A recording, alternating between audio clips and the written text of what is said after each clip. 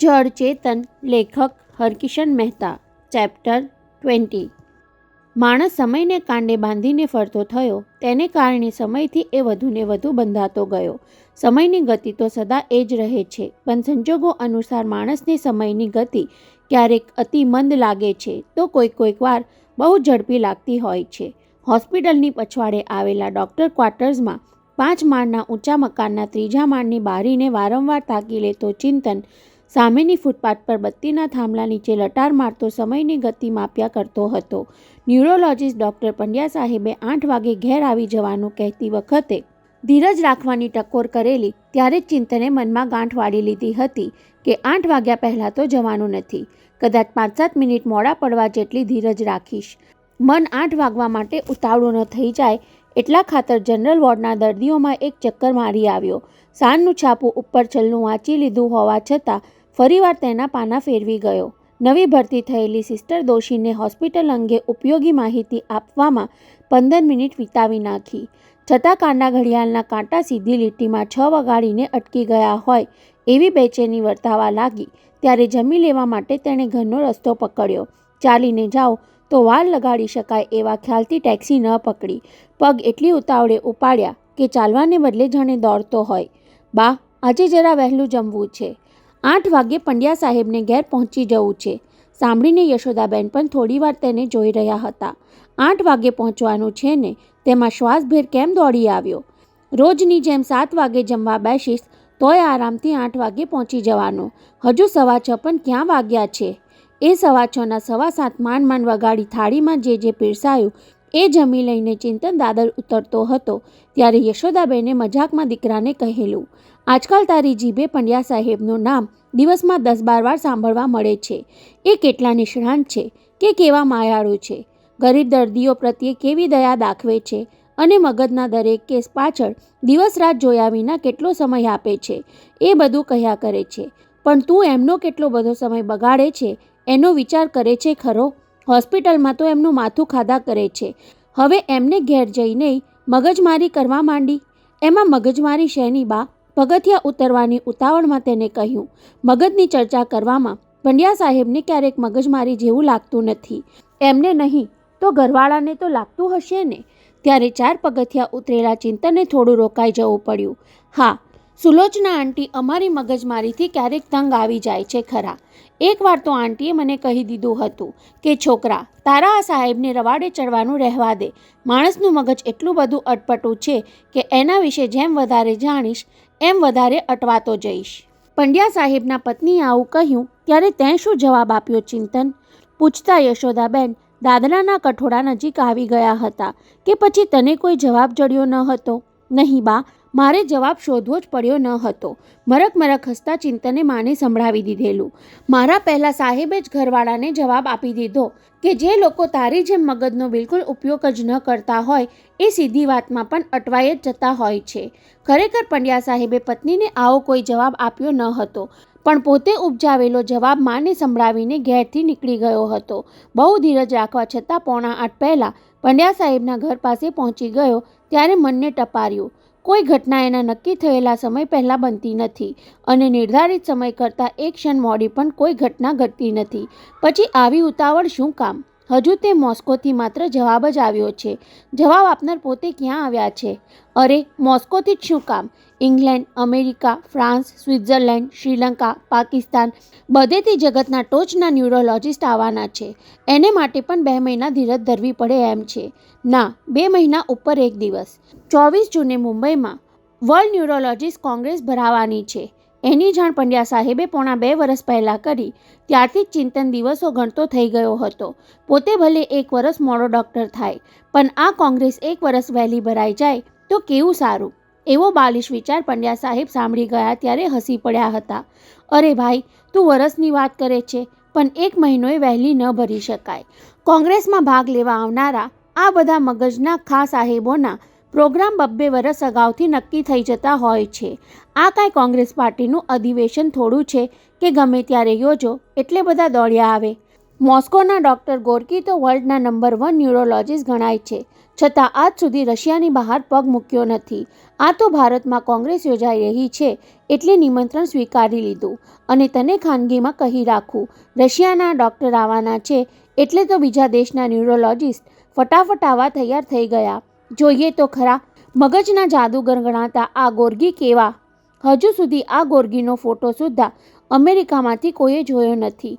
આ સાંભળ્યું ત્યારથી ચિંતનના મગજ પર ન્યુરોલોજિસ્ટ કોંગ્રેસ અને ડૉક્ટર ગોર્ગી સવાર થઈ ગયા હતા.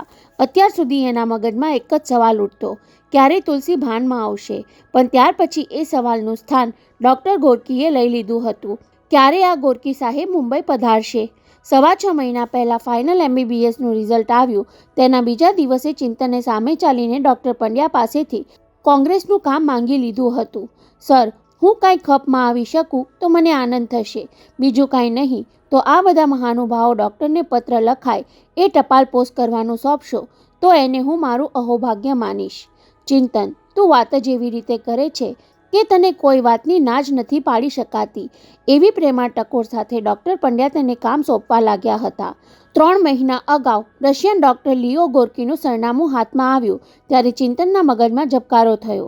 એ કોંગ્રેસમાં ભાગ લેવા મુંબઈ આવે એ પહેલાં હું એમને તુલસીના કેસથી વાકેફ કરી દઉં તો? થોડા દિવસ આ વિચારને મમડાવ્યા પછી કોઈને કહ્યા વગર તેનો અમલ પણ કરી નાખ્યો. તુલસીની કેસ હિસ્ટ્રી, જુદા જુદા ડૉક્ટરોના નિદાન વગેરે લખવા જેવું લાગ્યું. એ તમામ લખીને પત્ર પોસ્ટ કરી દઈ ચિંતન જવાબની રાહ જોતો હતો. પણ 1.5 મહિના સુધી કોઈ પ્રત્યુત્તર ન આવ્યો ત્યારે હતાશ થઈને કબૂલાત કરવાની ઢબે પંડ્યા સાહેબને જાણ કરી દેવી પડી.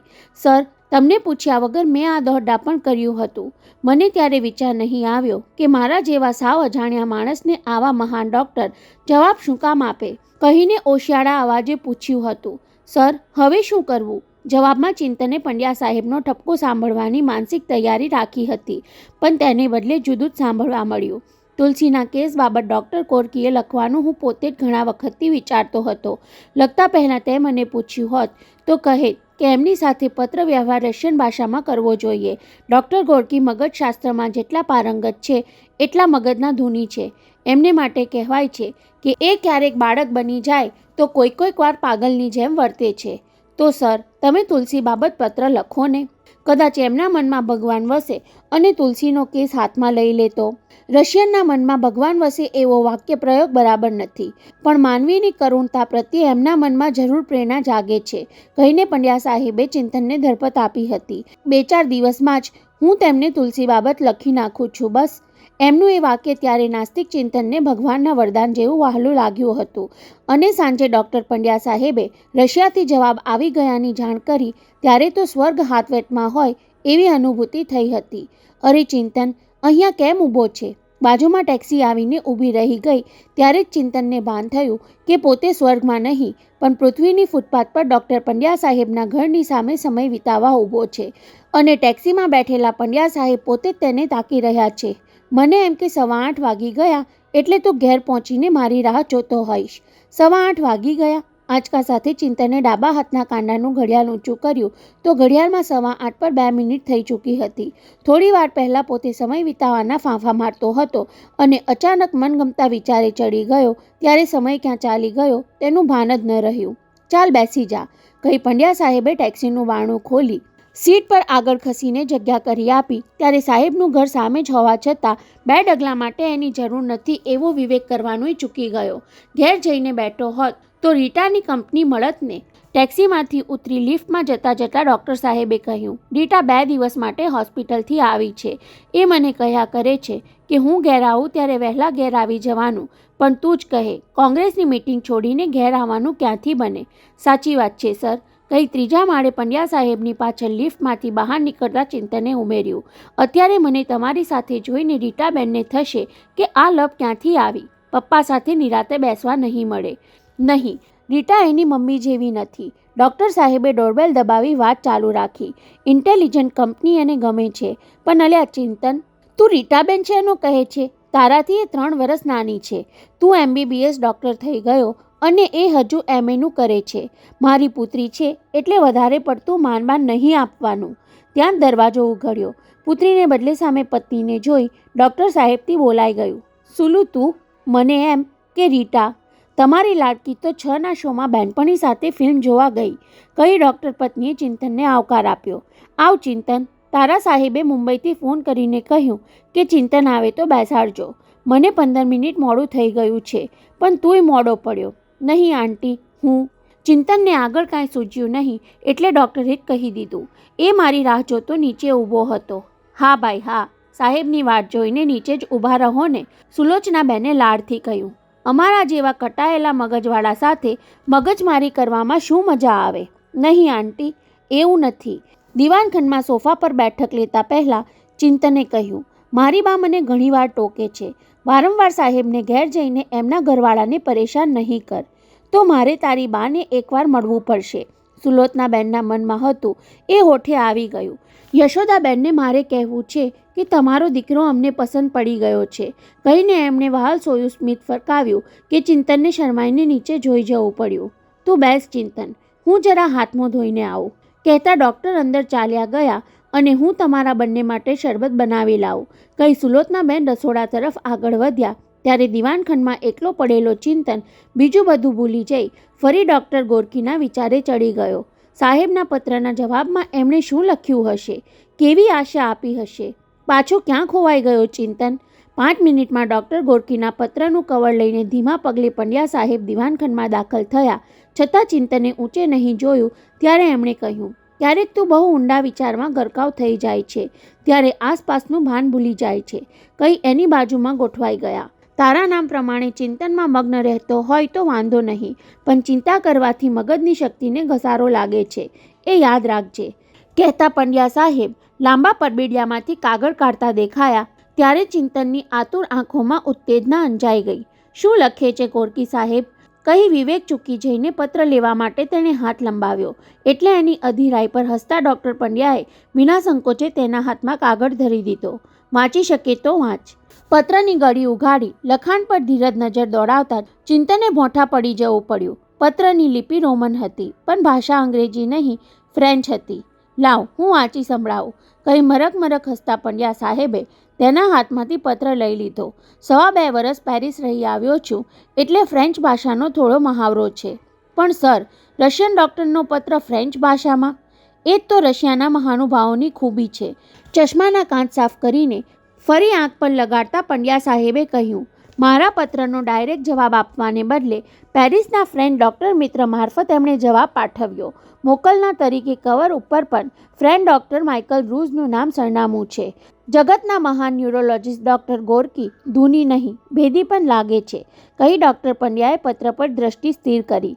સાંભળ, હું માત્ર પત્રનો સાર સંભળાવું છું. ભલે સર, કહી ગુરુ પાસે ભણવા બેઠેલા શિષ્યની જેમ ચિંતન એક ચિત્તે સાંભળવા માટે તૈયાર થઈ ગયો. પત્ર ફ્રેન્ચ ભાષામાં લખાયેલો હતો, એટલે મન થાય ત્યારે વાંચી લઈ શકે તેમ ન હતો, અને પંડ્યા સાહેબને ફરીવાર વાંચી સંભળાવવાનું પણ કહી શકે તેમ ન હતો. તમે લખી મોકલાવેલ નર્સનો કેસ હિસ્ટ્રી બહુ ધ્યાનથી વાંચી ગયો, સાથે મોકલનારના મગજના એક્સરેની સ્લાઇડ પર નિરાંતે જોઈ ગયો. આ જ કેસ વિશે અગાઉ મારા પર ત્યાંથી હોસ્પિટલમાં કોઈ જુવાન ડૉક્ટરનો પત્ર આવ્યો ત્યારે પણ મને એમાં રસ પડ્યો હતો. એટલું વાંચી સંભળાવી ડૉક્ટર પંડ્યાએ સહજ ભાવે બાજુમાં નજર કરી તો ચિંતન આંખો મીચીને મલકાતો હતો. એ વખતે કેસમાં રસ પડ્યો હતો, છતાં હું જવાબ આપી શક્યો નહીં, કારણ કે કામનું ભારે દબાણ હતું. આવા જ પ્રકારના એક પેશન્ટ પર મારો પ્રયોગ ચાલુ હતો. પાયલટની ટ્રેનિંગ લેતો એક 30 વર્ષનો યુવાન નીચી સપાટીએ નાનું વિમાન ઉડાવતો હતો. ત્યાં અચાનક પ્લેનમાં આગ ફાટી નીકળી. જીવ બચાવવા યુવાને વિમાનમાંથી પડતું મૂક્યું. ટ્રેનિંગ દરમિયાન માથા પર હેલ્મેટ પહેરવાનું ફરજિયાત હોવા છતાં યુવાને દરકાર લીધી ન હતી. એટલું સારું હતું કે એણે રેતાળ પ્રદેશમાં ભૂસકો માર્યો હતો. માથાના પાછલા ભાગમાં ઈજા તો નજીવી થઈ, પણ પંડ્યાની સાથે જે બેહોશ થઈ ગયો. ન્યુરોલોજિસ્ટ છો એટલે તમે તો જાણતા હશો કે આવા કેસમાં ઈજા ઉપરાંત આઘાત બહુ મહત્વનો ભાગ ભજવે છે. 3 મહિના બેહોશ રહ્યો, પછી એ કેસ મારી પાસે આવ્યો. સદભાગી એ પેશન્ટ કોમામાં ન હતો. તમે લખેલા નર્સના કેસની જેમ વેજીટેટિવ હતો. 27 દિવસની સારવાર પછી મેં કરેલા સંશોધનના પ્રયોગથી એ શુદ્ધિમાં આવ્યો. આ વાતને હજુ 3 અઠવાડિયા થયા છે. હવે પેશન્ટે યાદદાસ્ત પાછી લાવવા માટે મારી સાથે ડૉક્ટર આગળની સારવાર ઉપાડી લીધી છે. એટલે જ હું કહી શકું છું કે તમારી નર્સનો કેસ ઇનક્યોરેબલ નથી. એની બાબતમાં બે મુશ્કેલી મહત્વની છે. એક તો એની બેહોશી બહુ લાંબા ગાળાની થઈ ચૂકી છે અને બીજું એની સારવાર અહીં મારા ક્લિનિકમાં કરું તો જ હું ધાર્યું પરિણામ લાવી શકું. જો કે પેશન્ટને પ્રત્યક્ષ જોયા વિના આ બાબતની અત્યારે તો કોઈ જ ખાતરી આપતો નથી, માત્ર આશા જ આપી શકું છું. એટલે મારું તમને સૂચન છે કે પેશન્ટને અહીં મોસ્કો લઈને આવવાનો પ્રબંધ કરો. પેલા જુવાન ડૉક્ટરે આ નર્સ વિશે મને જે લખ્યું હતું તેમાં એક વાત મને બહુ સ્પર્શી ગઈ. આપણા જ વ્યવસાયની એક વ્યક્તિ ફરજ બજાવતા આવી હાલતમાં આવી પડી. બેહોશી પછી એ તેના પિતાને ગુમાવી બેઠી. માતા તો અગાઉથી ગુમાવી બેઠી હતી. ભાઈએ તેને તરછોડી દીધી. છતાં તમારી હોસ્પિટલના ડૉક્ટર તેમજ સિસ્ટર આટલા બધા વખતથી તેની સારવાર કરે છે. એને માટે મારા જેવાએ પણ કાંઈક કરી છૂટવું જોઈએ. પેશન્ટને મોસ્કો લઈ આવવા માટે તમારે થોડી વિધિમાં પડવું પડશે, પરંતુ એ એટલું બધું મુશ્કેલ નથી. ભારત સોવિયત મૈત્રી જોતાં આ કામ કદાચ વધારે સરળ બની જશે. જોગાનું જોગ વર્લ્ડ કોંગ્રેસને કારણે મારે ભારત આવવાનો અવસર ઊભો થયો છે. હું પહેલી જ વાર દેશ બહાર પગ મૂકવાનો છું. મને ભારતનું પહેલેથી જ આકર્ષણ રહ્યું છે. ત્યાં આવ્યા પછી પેશન્ટને જોઈને તપાસીને આપણે આખરી નિર્ણય લેવાનો છે, પરંતુ ત્યાર પહેલાં તેને મોસ્કો લઈ આવવાની બધી જ પૂર્વ તૈયારી તમારે કરી લેવી જોઈશે. કદાચ 6 દિવસના મારા ભારત રોકાણ પછી હું પેશન્ટ તથા તેના કોઈ પણ એક સાથીને મારી સાથે મોસ્કો લઈ આવવાનું પસંદ કરીશ. હું જે કેસ હાથમાં લઉં છું તેનો નિકાલ કર્યા વિના બીજા કેસ પર લક્ષ્ય આપી શકતો નથી. તમારા તરફનો નિર્ણય લઈને મને સત્વરે જણાવશો, જેથી હાલ તુરંત હું બીજા કોઈ પણ કેસની જવાબદારી લઉં નહીં. અને છેલ્લે ખાસ નોંધ, આ કેસ હું હાથમાં લેવાનું વિચારું છું એની મેડિકલ વર્લ્ડમાં ક્યાંય જાણ થવી જોઈએ નહીં. મારી આ શરતનો ભંગ થશે તો હું અંતિમ ઘડીએ હાથ ખંખેરી નાખીશ, એટલું યાદ રાખજો. કાગળની બંને બાજુએ ટાઈપ કરેલા પત્રનો સાર સાંભળવાનું સમાપ્ત થયા પછી પણ ચિંતન આંખો મીચીને બેસી રહ્યો હતો. પંડ્યા સાહેબે તેનો ખભો દબાવવો પડ્યો. પત્ર પૂરો થઈ ગયો ભાઈ. સાંભળીને ચિંતને આંખો તો ઉઘાડી, પણ પત્ર સાંભળતા પહેલાં તેની કીકીઓમાં જે ચમક હતી એ હવે ઓલવાઈ ચૂકી હતી. શું થયું ચિંતન? ડૉક્ટર પંડ્યાએ તેને ટપારવો પડ્યો. ડૉક્ટર કાર્કી જેવા નિષ્ણાંતે તુલસીનો કેસ હાથમાં લેવાની તૈયારી દેખાડી. એનો મળતો જ કેસ સાજો કર્યો હોવાનો દાવો ટાંક્યો, છતાં તું એ જરાય મુશ્કેલ નથી. ડીન સાહેબ અને હું ભેગા મળીને બંને સરકારની મંજૂરી મેળવી શકીશું. પાસપોર્ટ કઢાવવાની વિધિમાં ખાસ અડચણ નહીં આવે. અને તું એ ટિકિટની ચિંતા કરતો હોય તો મારા કેટલાક શ્રીમંત પેશન્ટ છે જેમને મગજની બીમારી મેં બહુ ઓછા ખર્ચામાં દૂર કરી દીધી છે. એટલે આવા પુણ્યના કામમાં 20-25 હજાર આપવા તૈયાર થઈ જશે. હું એની ચિંતા નથી કરતો સર. હળવો નિસાસો નાખીને ચિંતને ખુલાસો કર્યો. તુલસીના પિતા ગોસ્વામીજી મરતા પહેલાં એક પત્ર લખી ગયા છે કે તુલસીની મરજી વિના એને સારવાર માટે વિદેશ ન લઈ જવી. ઓહ! પંડ્યા સાહેબ ઘડીવાર ખામોશ થઈ ગયા. પછી તુરંત સંભળાવ્યું, પણ જે બેહોશ છે એની મરજી જાણવી કઈ રીતે? ચિંતન, અત્યારે મરનારના લખાણનો વિચાર કરવાનો ન હોય. જેને જીવાડવી છે એનો વિચાર કરવો જોઈએ. તુલસીના પિતા પત્રમાં જે લખી ગયા છે એ કેટલા જાણે છે, અને જાણતા હોય તો એ કોણ વાંધો લેવાનું છે? વાંધો લે એવી એક વ્યક્તિ છે સર. કોણ? તુલસીના ભાઈ મુકુંદરાય. કષ્ટ પડતું હોય તેમ ચિંતને કહ્યું. ગોસ્વામીજીના અવસાન પહેલાં તુલસીને સારવાર માટે લંડન લઈ જવાનો પ્રસ્તાવ થયો ત્યારે મુકુંદ આડો આવ્યો હતો. નહીં સર, માત્ર એક જ તૈયાર થયા હતા, કારણ કે એને મફતમાં સહજોડે લંડનની સફર કરવી હતી. તો ભલે રશિયાની સફર કરે. નહીં સર, એને રશિયાની સફરમાં રસ નહીં પડે. તો એને પડતો મૂક. ડૉક્ટર પંડ્યા તડફડ કરવાના મિજાજમાં હતા. ખરી રીતે તુલસી સાથે જવાનો સૌથી પહેલો હક અને સૌથી પહેલી ફરજ તારી ગણાય. જે ભાઈ વર્ષોથી બહેનના ખબર પૂછવા નથી ફરક્યો, એને આમાં વચ્ચે લાવવાની શું જરૂર? ચિંતન કહી ન શક્યો કે વચ્ચે નહીં લાવીએ તો પણ એ વચ્ચે કૂદી પડવાનો. 6 મહિના અગાઉ MBBSના રિઝલ્ટ સાથે છાપામાં ફોટો જોઈને મુકુંદરાયે ચિંતનને ફોન કરેલો. અભિનંદન આપી વાત શરૂ કરી અને પછી ન બોલવા જેવું બોલતો રહ્યો હતો. તું ડૉક્ટર થઈ ગયો ને? મારી બહેન ભાનમાં આવી જવાની ને? મેં કહ્યું ત્યારે તમે કોઈ માન્યા નહીં, અને એ બિચારી વર્ષોથી સજા ભોગવતી રહી. હજુય લંડન લઈ જવાનો વિચાર થતો હોય તો કહી દેજો. સુરત નારાયણની સજા આ વર્ષે પૂરી થવાની છે. એની ઓફર આપણા માટે ઊભી જ છે. તારી પાસે હજુ 8-10 મહિના છે. ત્યાં સુધીમાં એ ભાનમાં આવવાની નથી એની તો મને ખાતરી છે. છતાં મહેનત કરતો રહે અને છેવટ હાથ હેઠા પડે ત્યારે મારી પાસે દોડ્યો આવજે. સુરત નારાયણ ભલે સ્વાર્થનો માર્યો તુલસી પાછળ ખર્ચ કરવા તૈયાર થઈ ગયો હોય, એમાં મારા તારા પિતાશ્રીના કેટલા ટકા ગયા? તું કહેતો હોઈશ તો તારા માટે લંડનના પ્રવાસનું ગોઠવી આપીશ. બાકી હવે તું પણ તુલસી પાછળ લાંબુ ખેંચવાનો નથી. પેલા શ્રીકાંતની જેમ એને પથારીવશ રાખીને છેવટે તો કોઈની સાથે પરણી જવાનો. મુકુંદ પાગલની જેમ એક ધારું મન ફાવે તેમ બોલતો જ રહ્યો હતો. એની વાણી અસહ્ય બની ગઈ. ત્યારે ચિંતનથી પૂછાઈ ગયું, લંડન લઈ ગયા પછી તુલસી જીવતી પાછી ન આવે તો? એના જવાબમાં મુકુંદરાયે સંભળાવ્યું હતું, જીવતી પાછી ન આવે તો એના નસીબ. લંડનનો પ્રવાસ, અને પ્રવાસ કરવામાં આપણે બીજું ગુમાવવાનું શું છે? ત્યારે ચિંતને રિસીવર પછાડતા પહેલાં સંભળાવ્યું હતું, તમે ભાઈ છો કે કસાઈ? ફરી ડૉક્ટર પંડ્યાએ ચિંતનનો ખભો દબાવવો પડ્યો. છોકરા, તારી આ રીત મને પસંદ નથી. મૂંગા રહીને ચિંતા કરવા કરતાં ચર્ચા કરવાથી વાતનો વહેલો નિવેડો આવી શકે. બોલ, તુલસીનો આ કેસ ગોરકીને સોંપવો છે કે નહીં? સે યસ ઓર નો. પંડ્યા સાહેબના અવાજમાં તત્કાળ જવાબ આપવાનો તકાદો હતો. ચિંતનનું મન હા પાડી દેવા માટે માનતું ન હતું. તેમ જીભેથી ના પાડી શકે તેમ ન હતો. બહેનની ખબર કાઢવા માટે હોસ્પિટલ પર નહીં ફરકતો મુકુંદ તુલસીની ગતિવિધિથી વાકેફ રહેવા માટે પૈસા ખર્ચીને કોઈની મારફત જાસૂસી કરાવતો હોવાની તેને ગંધ આવી ગઈ હતી. સુરત નારાયણના જેલમાંથી છૂટવાના દિવસો નજીક આવશે તેમ તેમ તેની જાસૂસી વધી જશે અને કદાચ રશિયા જવાની ઘડી નજીક આવી જશે ત્યારે જે વચ્ચે ખાબકશે એને ઊંધે રસ્તે દોરી ગયા વગર પોતાની હારનો કોઈ અર્થ સરવાનો ન હતો અને મુકુંદને વશ કરવા માટે શું પેત્રો રચવો એનો વિચાર કરવાનો પંડ્યા સાહેબ વખત આપવાના ન હતા. ભલે સર, તમે ડૉક્ટર ગોરકીને આભાર સાથે લખી નાખો કે તુલસીને સારવાર માટે મોસ્કો મોકલવાની અમે તૈયારી કરી રહ્યા છે. પછી ઉપકારવશ ભાવે ડૉક્ટર તરફ જોઈને ઉમેર્યું, તમે અને ડીન સાહેબ આટલી બધી આત્મીયતાથી આ બધું કરી રહ્યા છો, પછી કોઈ વિઘ્ન નહીં આવે એની મને પૂરી શ્રદ્ધા છે. બસ, તો કાલે જ વિગતવાર જવાબ લખી નાખો છો. કહીને સામે ટીપોય પર પડેલા શરબતના 2 ગ્લાસમાંથી એક પ્રેમથી ચિંતનના હાથમાં પકડાવી અને બીજો પોતે ગટગટાવી ગયા. હવે કંઈક ઠંડક થઈ, પરંતુ ચિંતનના મનનો ઉકળાટ શરબતથી ઓસર્યો નહીં. મુકુંદનો કાંટો કાઢવાના ઉશ્કેરાટથી તેનું ભીતર ધૂંધવાઈ રહ્યું હતું.